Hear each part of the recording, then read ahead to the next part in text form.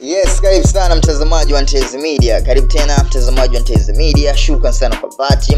Hii leo ni nje ya box na Ntezi Media inaukarimu tena siku leo tarehe 12 ya mwezi wa 4 mwaka 2025. Siku nzuri kweli kweli, siku ya mchezo kwenye soka la hapa nchini Tanzania, soka la duniani kwa ujumla. Pale EPL ligi inarejea.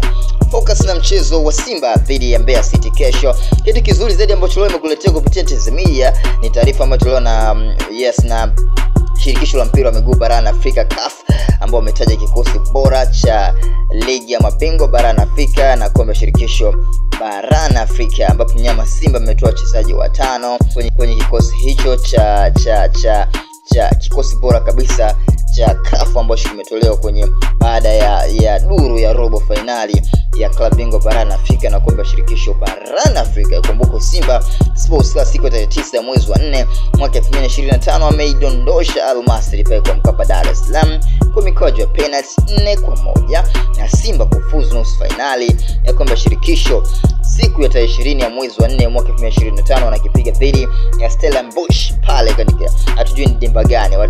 Watataja viongozi wa Simba na taarifa itatoka. Kitu kizuri ambacho leo nakitazama, je, hawa wachezaji watano wa Simba ambao wameingia kwenye kikosi bora kabisa cha CAF baada ya duru ya robo finali ya kombe la shirikisho hapa barani Afrika, wafanya wachezaji wa Simba kadhaa kuingia kwenye kikosi hicho bora kabisa cha CAF.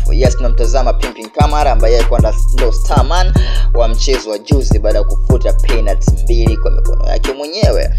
Ikumbukwe Simba Sports walilazimishwa kwenda kwenye mikwaju ya penalty na Al Masry ambao hawa walikuwa nyuma kabisa ya lango lao kuwazuia Simba Sports. Ikumbukwe Simba pata mabao mawili kwenye duru ya kipindi cha kwanza, dakika 23 kupitia Limpanzo, dakika 32 kupitia Steven Dese Mukwala, na Simba kulevel scoreboard kupata mabao mawili kwa mawili.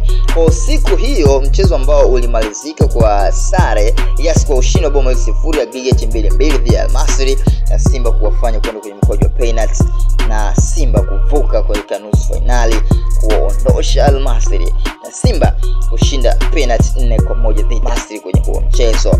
Kitu kizuri na bora zaidi ambacho ni kukumbusha unatakiwa ukitambua siku zote ni ubora na ukubwa na ukongwe ambao Simba wameweka katika mashindano ya kimataifa. Lakini kizuri zaidi ambacho tunafanya CAF kuingiza wachezaji kama Limpanzo, Mohamed Hussein, Pimpin Kamara kuingia kwenye kikosi hicho cha Simba Sports Club, Jean Charles Ahoua kuingia kwenye kikosi hicho cha Simba Sports Club ambacho kimefanya vizuri kabisa kwenye michezo hiyo ya robo finali. Hii ni Ntezi Media kupitia nje box. Muda wote pita kwenye page ya Ntezi Media TZ. Inshallah mambo yatakuwa ni mazuri kabisa, na tunafanya kazi bora kwa ajili yenu, na nyinyi ni watu wetu wa thamani kweli kweli. Nyinyi ni watu bora siku zote, nyinyi ni watu wetu wa thamani kwa sababu nyinyi mtufanya siku zote tunakuwa tunaheshimika haswa hapa nchini Tanzania. Hii Ntezi Media. Ntezi Media ni yako, Ntezi Media ni ya kwako muda wote. Asanteni sana.